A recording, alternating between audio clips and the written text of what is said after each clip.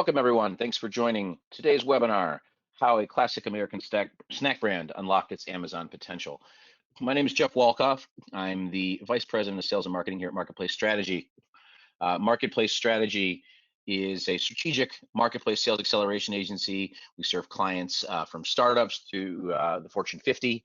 We've got more than 50 clients in a variety of categories, from grocery to personal care, home improvement, electronics, furniture, toys and games, office supplies, crafts, and a lot more. We're a specialized team of 60 full-time employees, 60 plus full-time employees.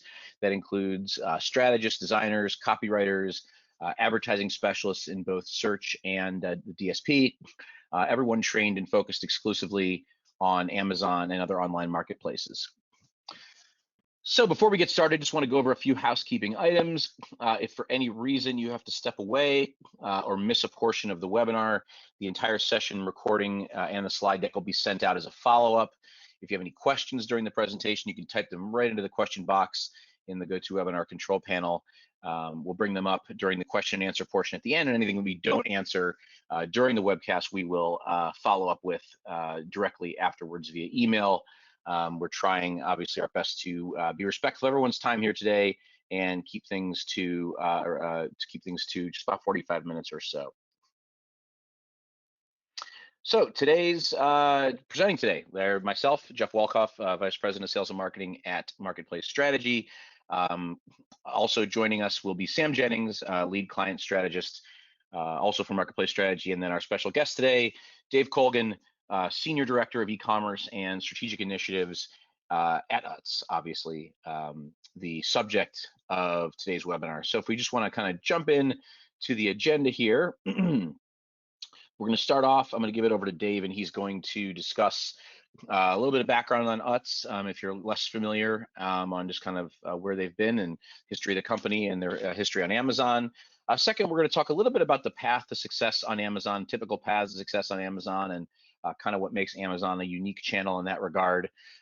Third, we're going to get into some of the challenges, the unique challenges, and some of the common grocery-specific challenges that Utz battled when we first started to work with them. We'll talk, obviously, since this is a case study, about some of the outcome as a result of the efforts that we were able to employ together, and then we'll give some key takeaways towards the end of today's session, and then obviously questions as well. So right now, to get things moving, I'm going to pass it over to Dave, and Dave is going to give a little bit of background on Utz and some of what they some company background and what they've been through from an e-commerce standpoint in the past. Dave, how you doing? Doing well, Jeff. How are you? Great, great. And obviously, before we jump in, typically we'd all be together, obviously, because of the current situation. We're all remote today conducting the webinar, so hope anybody on the line, if we run into any troubles, you bear with us for a couple minutes. But go ahead, Dave. Nice to have you here. Thanks, Jeff. Appreciate you and Sam having me here. Let me give you a little bit of background about what I do. I've been with Utz for about 22 years and really daily live in the weeds of e-commerce, from managing our .com retailer relationships, product innovation, content creation, syndication, really driving assortment and pricing. And as recently as probably last week, on the floor with our fulfillment team, packing orders to get them out the door. So really hands-on. Give you a little background about Utz. We are the largest privately held, family-managed snack food company in the U.S. And basically our routes to market, direct to consumer, DSD, and direct to warehouse. And for those of you that don't know, DSD is direct store delivery to the grocery channel.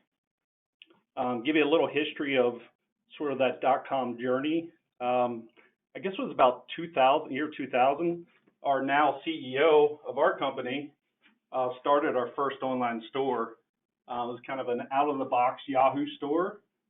He did some things on QVC to start. And then 2010-ish, we started doing a little Amazon Seller Central with some limited items. And then 2016, we moved to, I guess it was Vendor Express at the time. And then what led us to kind of transition into 2017, where we got really some traction on Amazon Vendor Central.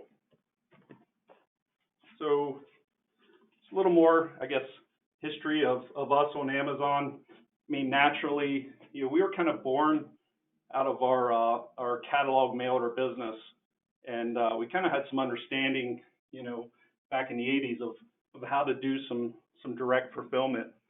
So, we kind of had a level of understanding there. Started Amazon about 2010, really with the Seller Central, focused on our barrel line, doing some multi-packs, since the numbers really didn't work to sell, single units on Amazon at that point. I think it's important. One of the things we really learned that, really takes a lot of keyboard strokes to get going, a lot of cobbling things together, from copy to images, assets that we really didn't manage in one spot. So it was kind of tough for us at first, and at that time I was really a team of one, and, thankfully, had some forward-thinking leadership that really allowed us to move fast and get some help using a small broker. So it's kind of where we started. He not only helped us with the content, but item setup, operational knowledge, really taught us a lot about the importance of content and what that meant to do it, correctly. His team kind of got us started in Vendor Express, transitioned to the Vendor Central side. We really started getting some traction and velocity, and really started making some noise internally. What's that e-commerce channel all about? And our initial strategy, I'd say it was like, websites early on. Websites back in the day, you wanted to throw every bit of information on it and everything that you could, and then you kind of really found out that, who's going to really manage all that information you're putting up there. It really took a lot of work to do that. I think in 2017 or so, really got in a good spot. And then it got to a point where we experienced some crap out issues with our most popular item, and that really drove down sort of the 2018 numbers, which you kind of see in the slide. So it was a pretty big hit for us. But we took the opportunity to really pivot, and we kind of felt that we needed a team with some more resources available to us, and that could really help us develop a more targeted strategy and execute more at scale. We just were doing one-off things at that point, and that really led us to the partnership with MPS and Sam, and that's something I think we're going to touch on some of those tactics today and how it paid off looking at 2019 and beyond. Great, thanks, Dave. So yeah, I mean, you can see the yearly sales there, kind of from a 1,000-foot view, and it really shows, kind of the headwinds and success that you guys have had over these last few years. It's obviously intuitive to think that it's just a upward drive, right? As Amazon is sort of across the board been growing, certainly, but as many of the folks on the webinar here know, and as we'll get into, particularly in this category, there's a lot of things you can run into. In this particular instance, obviously, there's this decrease in 2018 from 2017, and then as a result of what we've been able to do, obviously that's come back in a significant way in 2019 and now into 2020. So let's talk about that for a little bit. Let's jump forward if we can and just kind of talk about success on Amazon, and that certainly is a high level, a pretty generic thing to term there, obviously, and there's a lot of paths of success on Amazon, but I think what we're trying to get to here really is what you see on the slide here, and a lot of you guys have seen some version of this at one time or another, and that's really that, particularly in these categories, in categories with lower price points, success on Amazon is not what you think. Just because Amazon is has continually increased its sales, its Prime membership, its even market share year over year for the better part of the last couple decades. Some people's approach to Amazon has been very fluid, but again, for certain categories, it's really not that simple. There's a lot of other considerations, a lot of things to get through, a lot of potential roadblocks that you run into that make it far less of sort of a linear growth. Again, this isn't everybody, but if you talk to enough brands out there, certainly most of them in the time they've been on Amazon have encountered their share of issues. So let's take a look at some of these. Obviously, these are sort of particular to the grocery category, or again, lower price points and things like that. But these are all things that most of the grocery brands we work with at MPS have dealt with. Obviously, tight margins and crap. Can't realize a profit. If you're from the category, you probably know that algorithm or that acronym there on the bottom left. But if you don't, crap is Amazon's term for essentially a product that it cannot be sold because it's not profitable. So, things like tight ownership, third-party presence, affecting things like buy box ownership, content. Unauthorized third parties affecting quality of product, causing poor reviews, breaking off variations. So many different things that can, either hinder sales or stop it entirely. And again, that's kind of where we're going to get into today.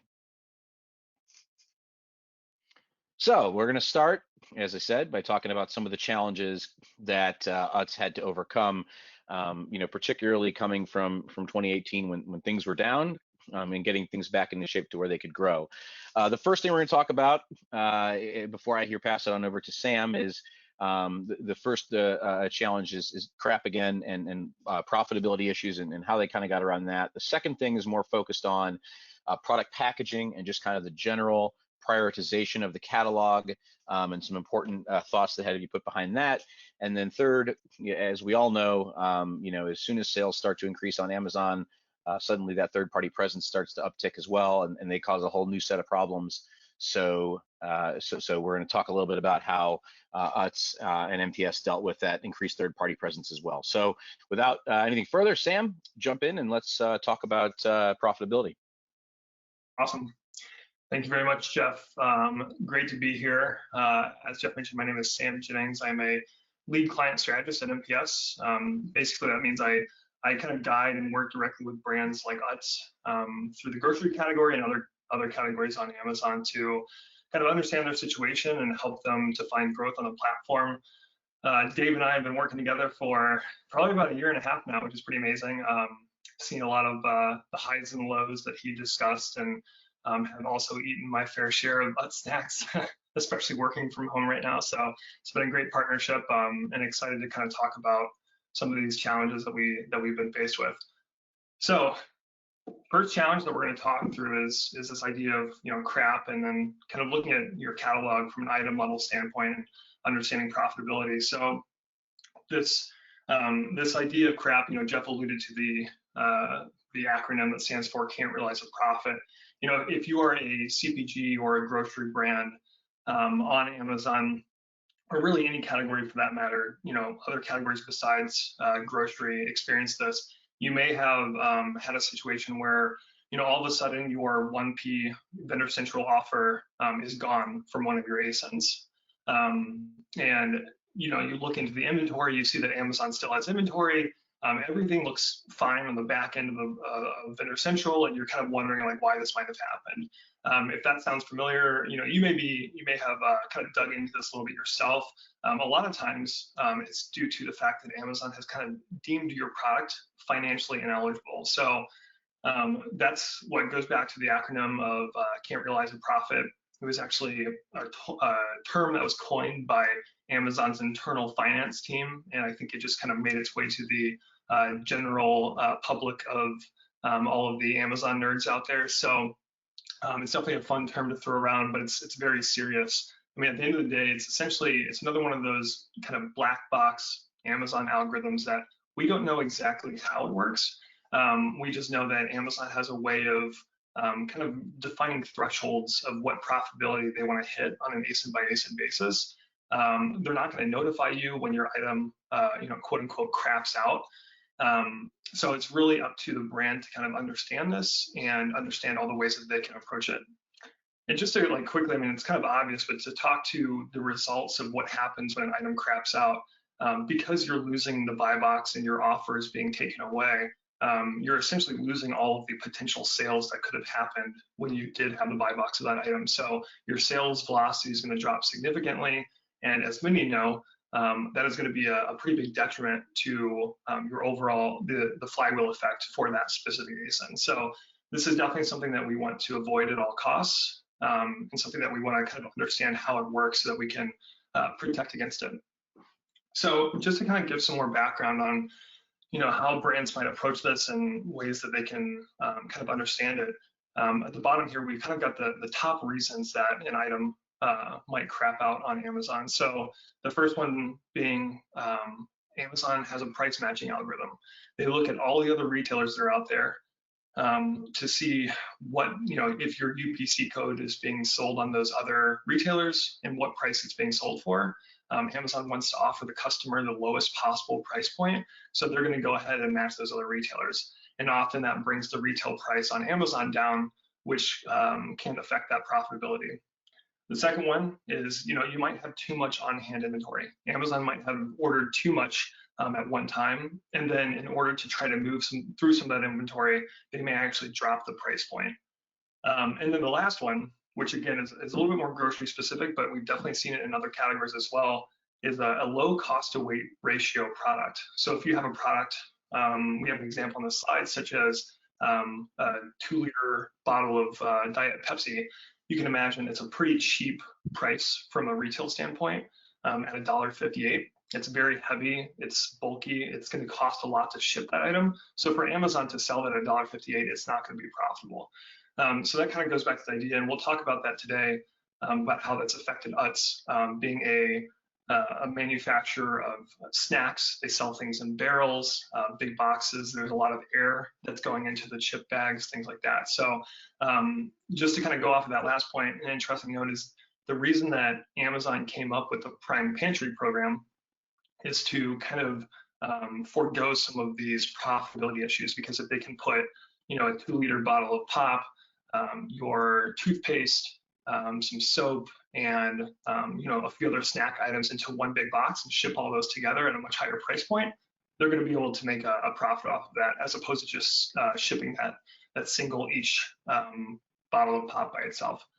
So that's kind of a little bit of background on the reasons an item might crap out. The next kind of important area to hit on before we jump forward into kind of how Utz overcame these issues is really understanding the telltale signs of a crap item. So again, this is something where you really have to be able to understand it on an ASIN by ASIN basis. And the first thing that we typically see is an item becomes ineligible to advertise. So if you're advertising on Amazon, you're probably familiar with the emails that you receive on a weekly basis that lists out all the ASINs that are not eligible to advertise on the platform due to financial eligibility. So this is one area that they're going to stop you from advertising the item, because they don't want to spend more money promoting a product that is unprofitable. The second one is Amazon's typically going to request funding or a cost discount or a bulk buy on an item. Again, their goal here is basically to lower the cost that they have to pay to the brand for that specific ASIN, so that it there becomes a little bit more profitable for them to sell it to the end consumer. Amazon might stop placing purchase orders. So if week to week you see a drop off in POs for an item, that could be a hint. And then the last two are a little bit more obvious. You could see a drop in buy box percentage. You could go to the listing and see that you're just not winning the buy box and you're wondering why.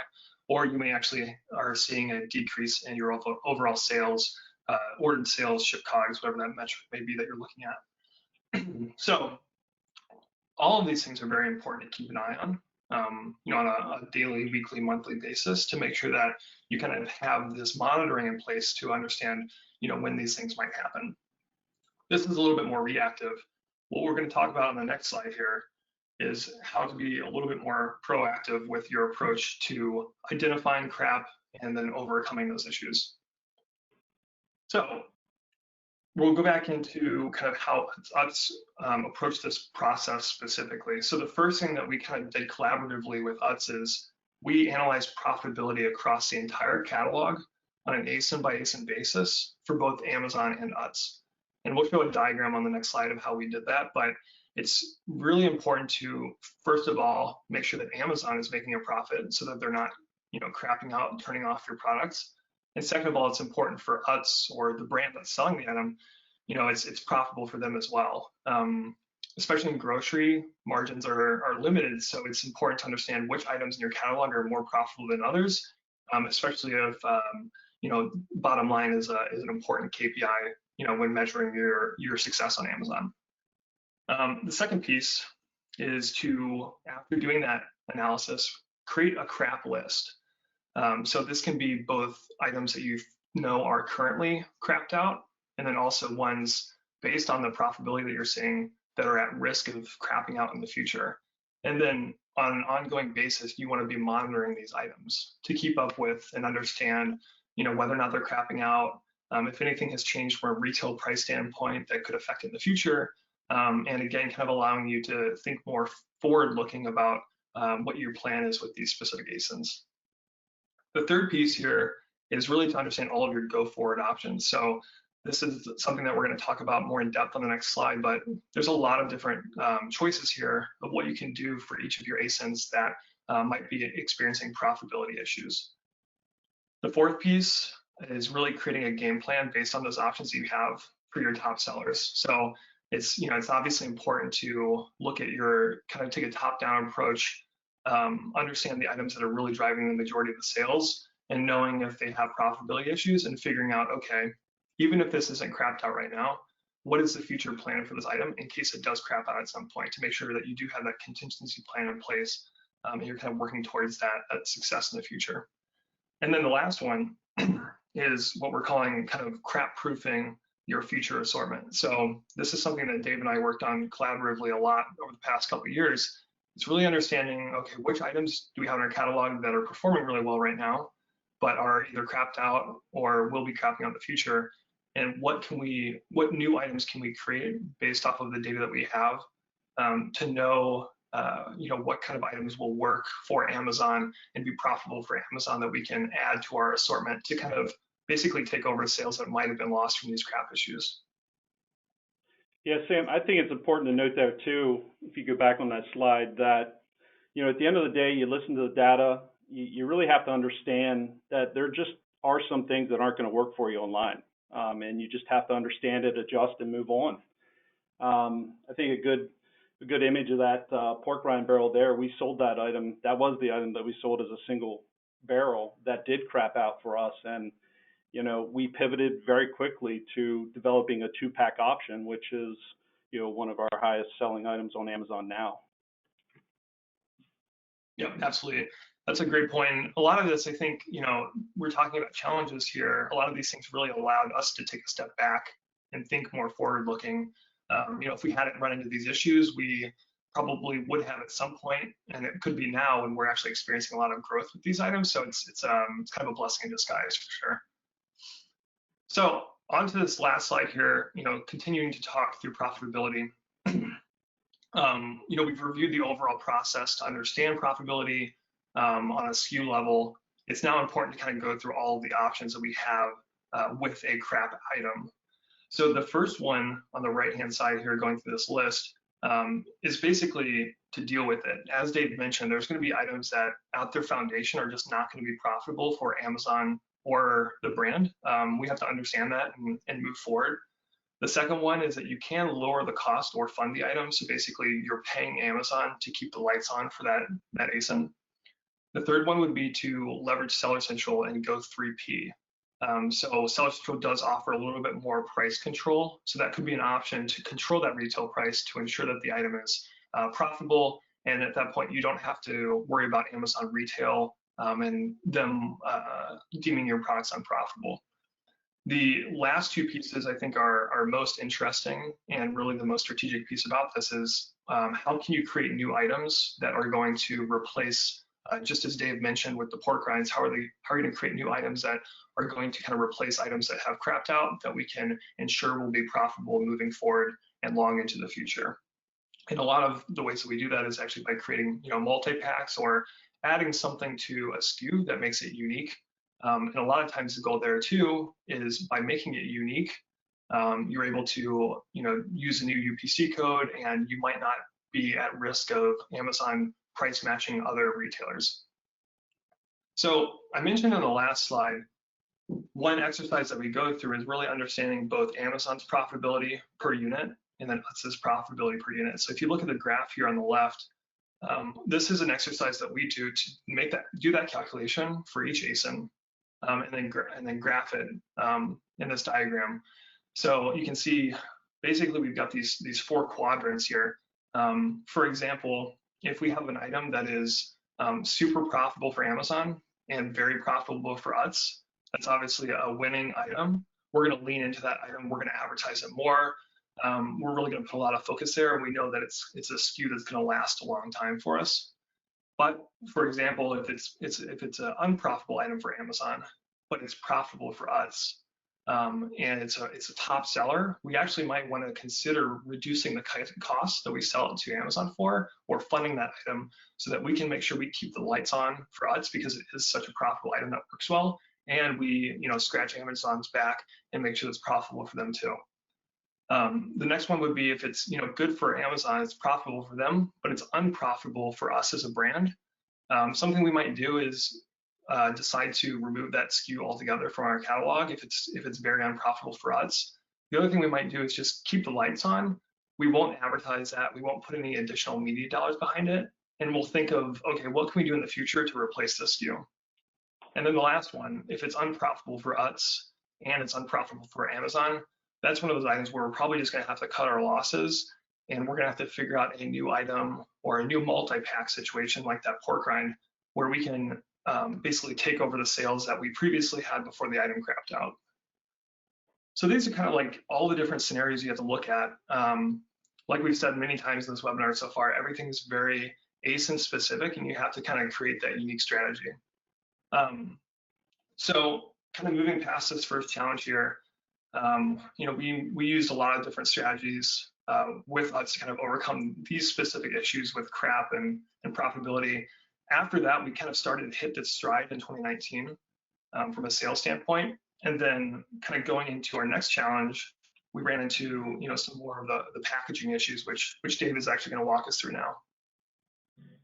Yeah, thanks, Sam. I know the packaging and prioritization was a pretty big deal for us. So back, as everyone knows, back in September 2019, FFP, it was a really big concern for us.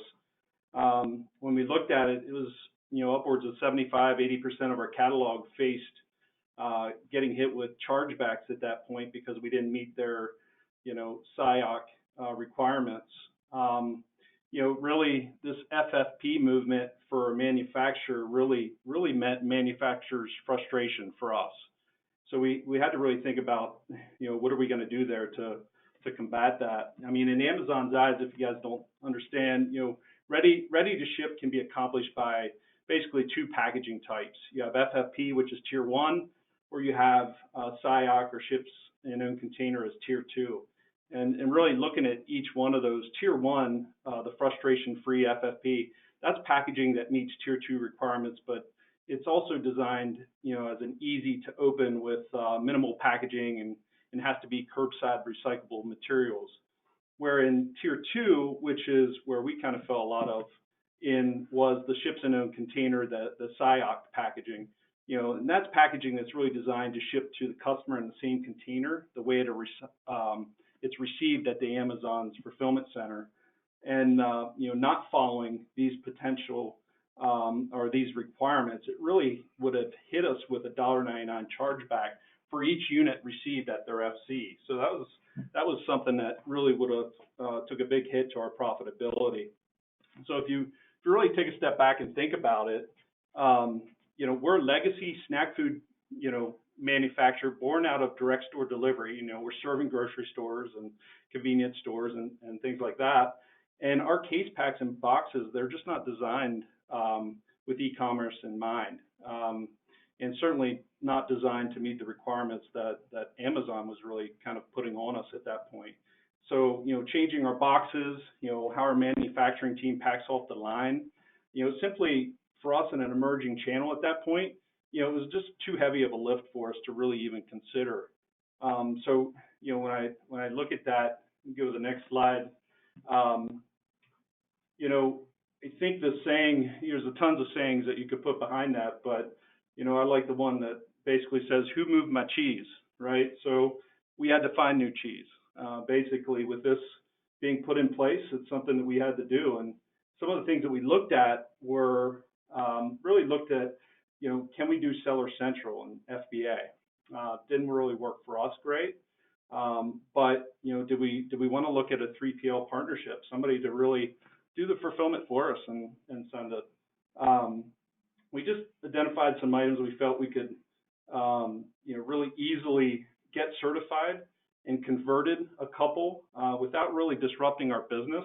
That was the way we decided to move forward, and just really became quickly adaptive and utilized our direct fulfillment team that used to do the mail order catalog fulfillment, still had that team in place, and did some direct to consumer fulfillment for us. We really utilized that team to do some repacking for us. And we optimized the assortment we had left to really get them ready for retail. We put that media spend, as Sam mentioned, we really put that behind items that we were confident in and could really do well for us, and just created some new e-com only items to fill in some of those product gaps.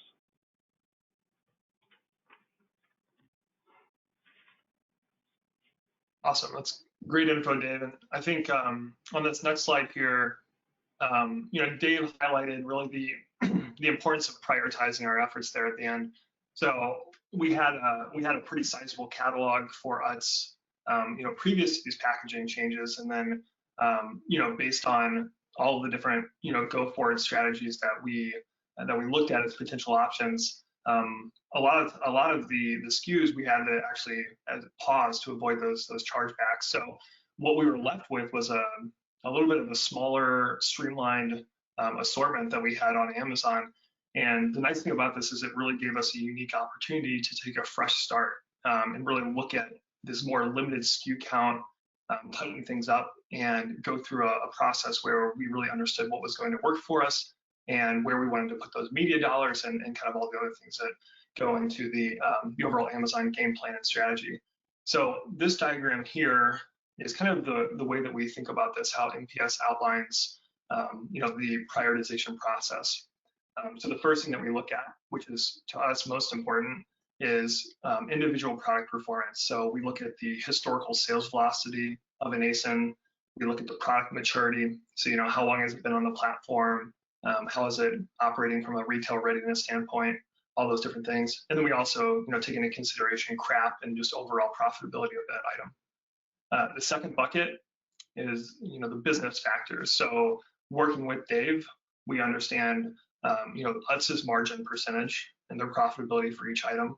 We understand seasonality. So there may be some items that sell specifically well on the first of the month, January at the start of the year.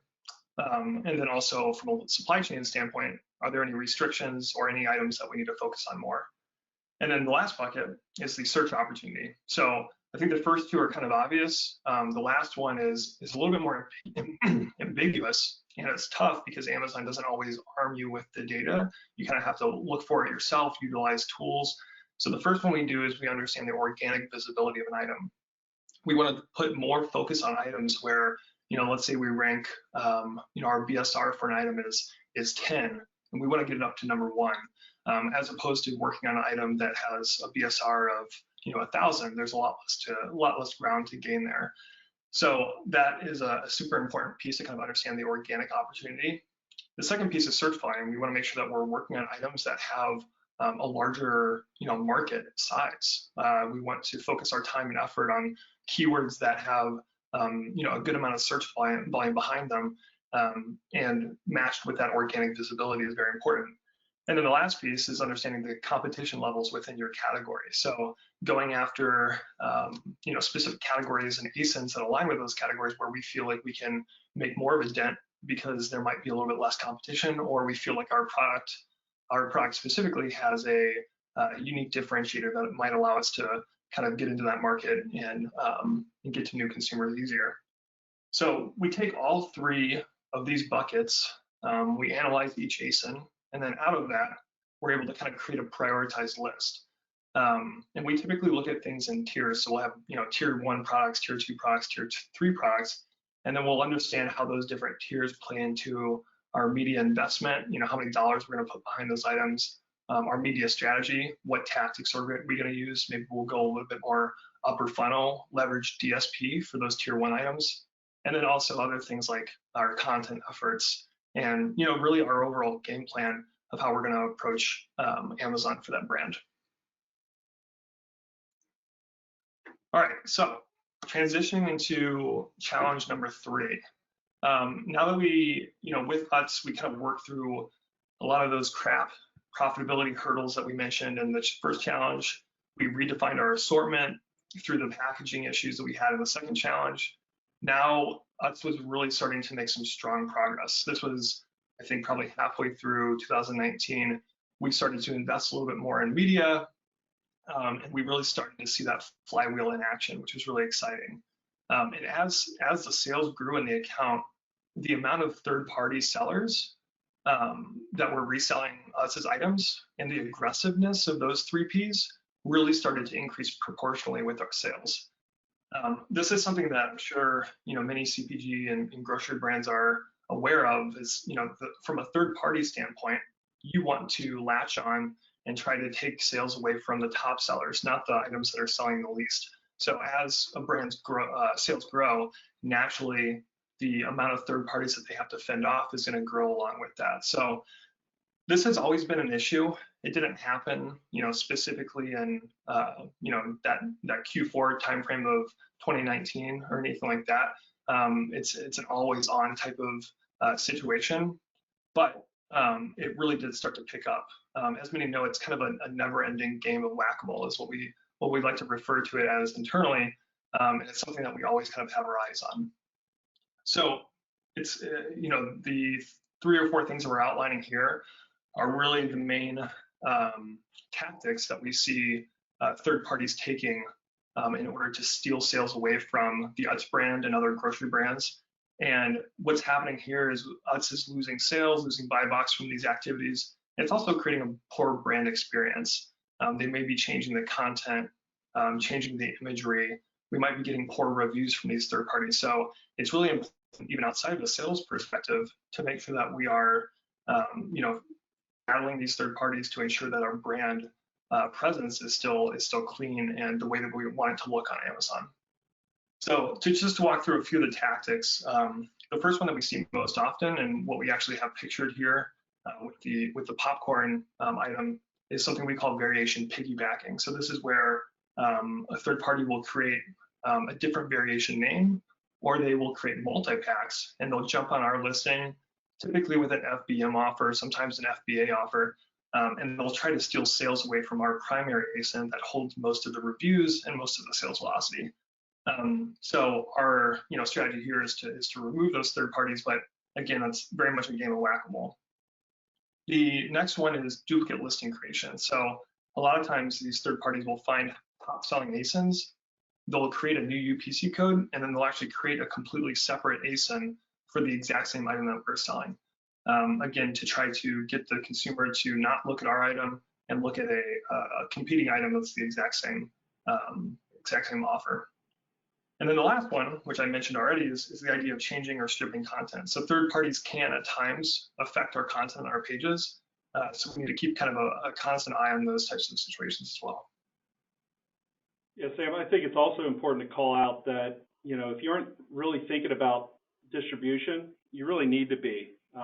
It was kind of a culture change internally for us to, something we never really had to think about before was, do we limit our distribution, or at least put some sort of restrictions on folks that are buying our product, whether it's distributor or independent operator, from really selling online.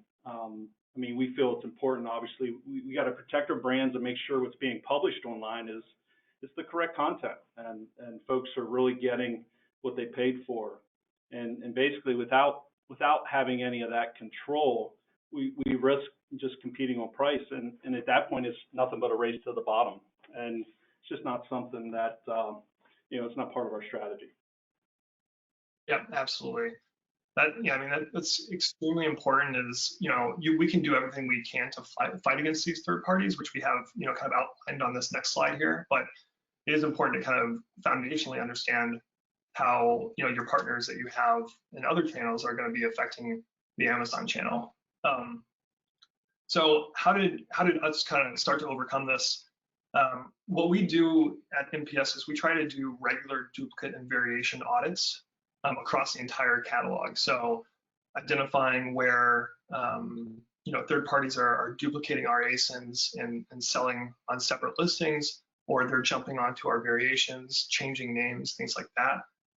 So with that, we'll be able to merge any duplicates that are kind of one-to-one matches and remove any third parties that are piggybacking on our variations. We do all of this through some technology that we have internally to monitor these listings on a weekly basis.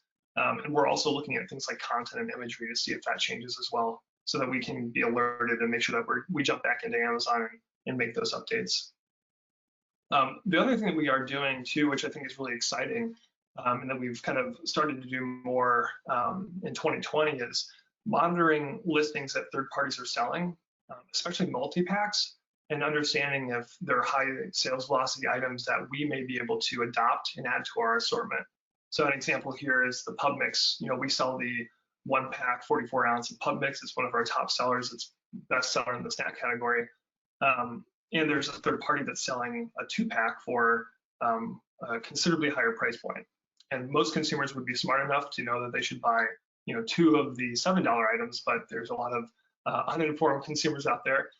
And what we want to do is understand, can we potentially add this 2-pack to our assortment and take over these sales, take over the 91 reviews that it has, and just add to the top line revenue something very easy for us to fulfill from a logistics and product standpoint. So this is a great opportunity that we're looking at as well. And then the last piece, which Dave already hit on a little bit, is just kind of the idea of developing a long-term 3P strategy. So what we try to do is kind of understand what are the most rampant unauthorized third parties that are selling our ASINs. Make a list of them, understand who are kind of the repeat offenders. From there, contacting the third parties is definitely recommended, and trying to find kind of who the root cause is of these unauthorized third parties. And then also creating, some type of agreements in place with your partners that has some language around Amazon, and maybe even identifying some partners that are authorized to make sure that you do have, some third parties in place. Dave, do you have anything to add to that point specifically? Yeah, Sam, I would say that, it's an ongoing conversation internally, where we're having, do we update our language in our distributor and independent operator contracts, to kind of restrict them from selling online. It's kind of a mixed bag, right? And we're still, it's a culture shift for us, and we're still kind of fighting that fight a little bit. But I think it's important to be mindful of those relationships and sensitive to those. But also, we still need to provide, some protection when it comes to content and pricing, and that's important for us. So those conversations are happening now, and I'm sure we'll get to a good spot where we're all comfortable. Yeah, definitely. It's great to hear. All right, Great. Jeff, pass it over. Yeah, absolutely, Sam. Thank you. Thank you, Dave. And let's just kind of take a look at some of the outcome that was a result of everything that we were able to do, once we got through some of these issues with Utz.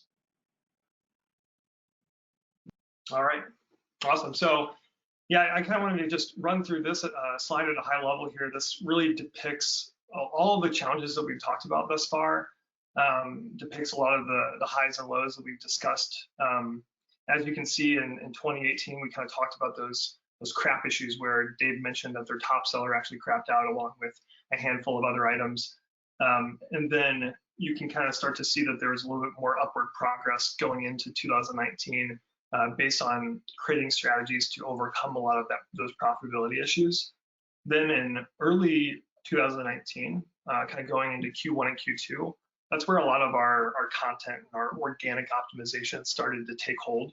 So a lot of that growth that you see in early 2019 is a mixture of kind of adding new items to our assortment that made up for the crap items, and also seeing a lot of that natural flywheel effect happen from those organic optimizations, which was really exciting to see.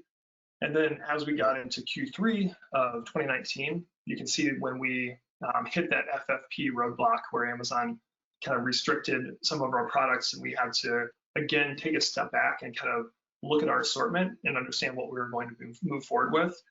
And that's when we, limited and streamlined our assortment down to about a third of the size that we had prior.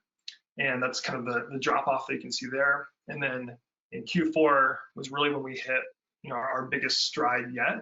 And that was due to two things. One, kind of reprioritizing the catalog, understanding what was going to be our kind of top items, our tier 1 items that we're going to focus on.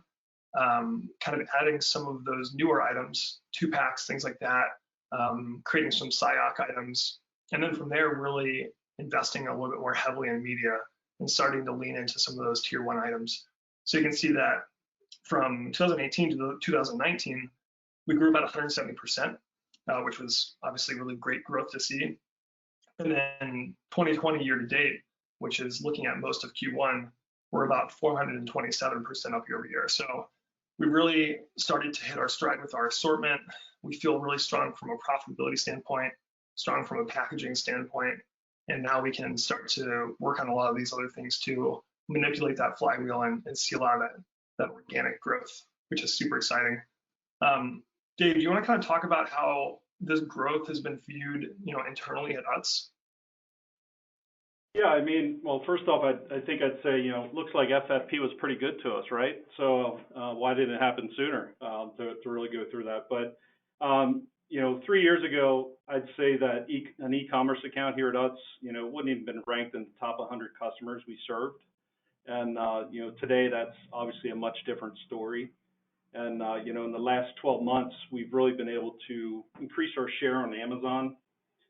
So we kind of really went from that not having a seat at the table to kind of owning a seat at the table at this point, especially how .com has really captured and garnered a lot of attention here in the last 12 months. I really feel like with leadership support, good partners, and really being adaptive, it really helped us. And now what we're doing is we're shifting some of those traditional in-store spend, those dollars that we'd spend in-store. We're kind of thinking more about that digital advertising, whether that's on Amazon or other retailers, advertising platforms. But we just understand the importance of having to do that, now. And, we're having those internal conversations about, protecting our brands and how they're managed online, what kind of content we're putting out there. Is it manufactured verified content? Is a third party putting out poor content? How do we get that cleaned up to have a cleaner space online? And just really, I was an army of one years ago, and we've been really fortunate to add resources internally to really help us drive our success, through .com. Yeah, definitely. It's great. Yeah, to go off of that, we are still analyzing profitability actively, and Dave's constantly thinking of, ways we can add to our assortment for more future-looking SKUs that could really drive more top line.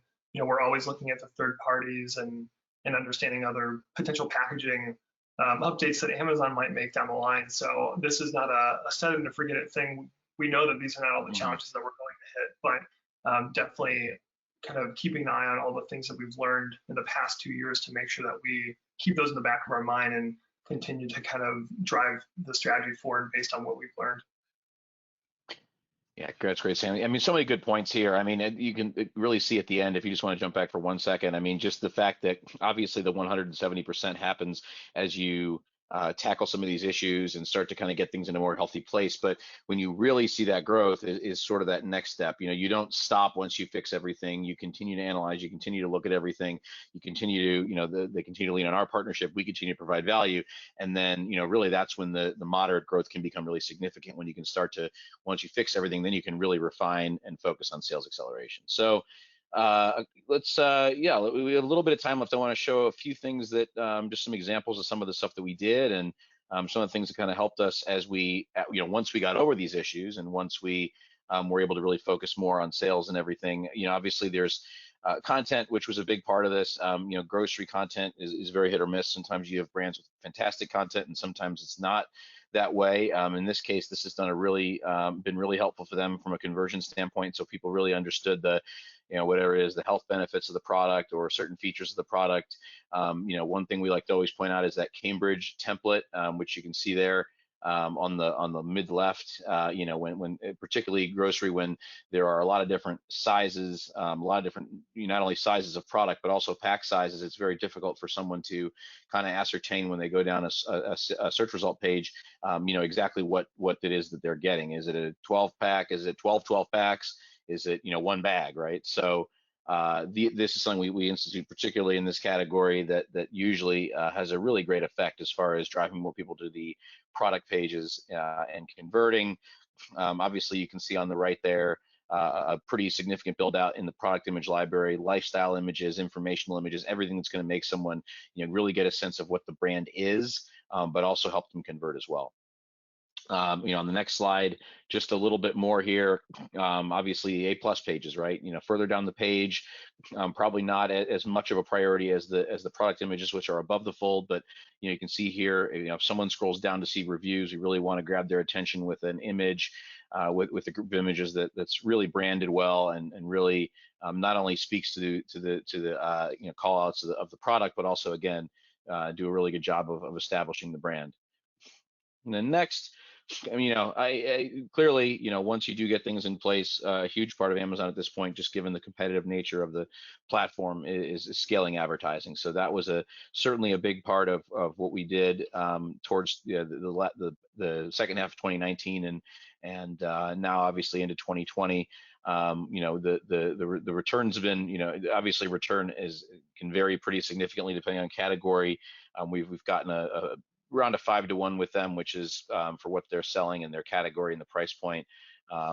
We felt very, very strong and really helped them to continue to grow their sales. And as time goes on, obviously continuing to expand that and refine that's going to help them to reach more audiences and dig in much further. On the right there, you can see, I do want to mention we sponsored video, so something we've incorporated for them as well, and that's been great because obviously that's not something that everybody's doing just yet, so it's just a great way to stand out from competition. So before we head to questions, we just have a few more minutes, but I want to kind of just recap the key takeaways here. The things that really I think kind of summarize everything that we've been through with this great partner of ours. I mean, one, obviously, it's very important at a foundational level to understand your brand's overall and Amazon's profitability and focus your efforts on an assortment. Create a game plan that's going to increase bottom line and protect from crap, because ultimately that's kind of a non-starter. Number two, looking at all fulfillment options, be prepared for backup plans, and diversify if possible. Obviously, not every organization has the ability to create new pack sizes or new variations and things to combat 3Ps or just to create more profitable products. Utz was somewhere in the middle there. But obviously that's something you want to look at, and you may have to give a product or two up if it's just not going to work. The third thing is obviously keep a constant eye on 3Ps, to the level that you can. Monitor that. We've got some great software at Marketplace Strategy called MPS Intelligence that monitors catalogs automatically and is able to let us know when content changes and when things get shut off. In addition to that, obviously, just monitoring the actual partner agreements outside of Amazon and, what kind of leakage may end up hitting the market as a result of that. If possible, making the investment into unique.com and e-com friendly items, obviously that'll help with frustration-free packaging and that sort of thing, but it also can help skirt third parties. It can help as far as designing products that are more profitable. So, a lot of people that are doing Amazon strategy out there are marketers by trade, but in a way, you got to go back and kind of be, a product designer and an operational guy too, because you really have to be able to take everything into account when looking to succeed on Amazon, particularly with these low margin products. And obviously, the thing we started off with really is that the path is really never straight on Amazon. Some people, certainly, they're able to come in and they've got a pricey product that's built for Amazon, and they can come in and plug and go and put money into advertising and watch the sales skyrocket from there. But in many, many cases, there's other things you got to get over. It could be It could be any one of the things we talked about today, or many others. But at the end of the day, you really need to be adaptable and agile in order to to succeed both short and long term on the channel. So we got a couple minutes left here.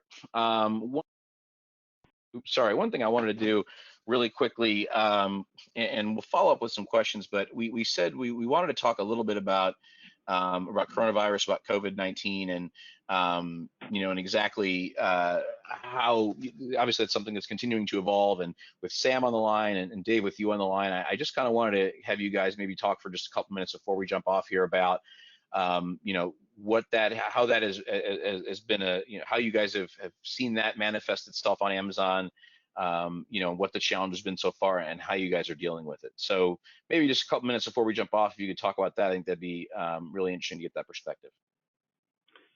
Yeah, thanks, Jeff.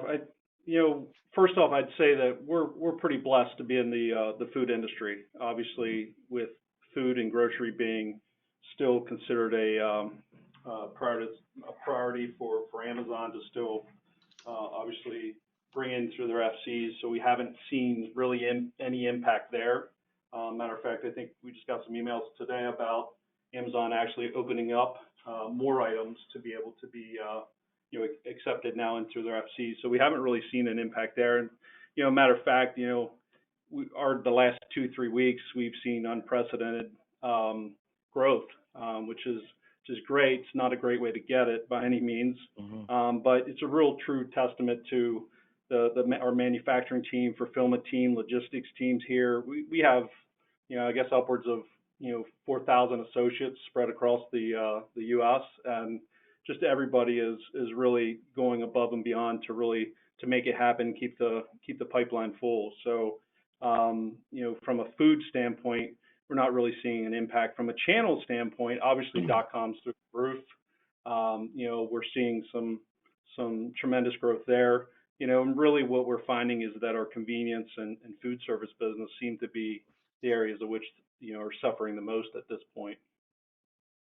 Sam, what about across the board? Obviously, you deal with clients that are in a lot of different categories, some things that aren't considered to be, these essential items. So what are you seeing as far as sales, as far as challenges, and how that stuff's kind of been taking place? Yeah, definitely. I mean, it's very much category by category and brand by brand at this point. We have seen, as Dave mentioned, just to echo that, strong growth in CPG, grocery, different categories like that, where Amazon has deemed them essential and consumers are obviously demanding more online. But then if you get into some other categories, I mean, there's a couple different groups I would look at. One group would be, non-essential products with lower demand, just items that people aren't buying right now. Let's say it's something travel related. We've definitely had to look at it, look at the media investment, understand how can we make a lower budget go further, and that's been something that's been kind of a work in progress over the last few weeks to really adjust to what's been happening. And then also I would say in categories where items might not be deemed not essential but are still seeing high demand, but maybe not as many purchase orders. That's really where you have to get creative. So what we recommend for really any brand that we're working with is do an inventory analysis, see how much Amazon's purchasing, see how much is on hand, understand what your sell-through is, and figure out how many weeks of supply you have, and then adjust your advertising strategy based on that. Because really at the end of the day, you want to make sure that you're not stocking out, and you want to make sure that you're putting dollars towards items that kind of have that promise to be a little bit more longer living as far as the weeks that they have left before they do stock out. As Dave mentioned, Amazon, on a weekly basis is providing updates on adding more and more of those quote unquote, non-essential categories. So I think a lot of this is going to start to go back to normal in the next few weeks, but it's important to have that strategy in the meantime to make sure that you're putting your dollars in the best place. Great. That's great. Yeah. I mean, and the good news is obviously, we're just a limit in brick and mortar and people not really being able to buy in person. Unfortunately, right now, there really anything you can buy online, there's greater demand, and provided you can keep things in stock, it's actually been a pretty good opportunity for most of our clients. So Thank you guys very, very much. I hope this was a informative hour. Sorry we went all the way to the end of the hour here, so we hope it was a good use of your time. We appreciate you attending. Again, if you would like to review this on demand, it will be sent to you shortly thereafter, and any questions that we had we'll follow up with afterwards. But again, thank you so much for joining, for Sam Jennings and Dave Colgan and myself, Jeff Walkoff, and Marketplace Strategy and Utz. Thanks so much for joining us today on the webinar.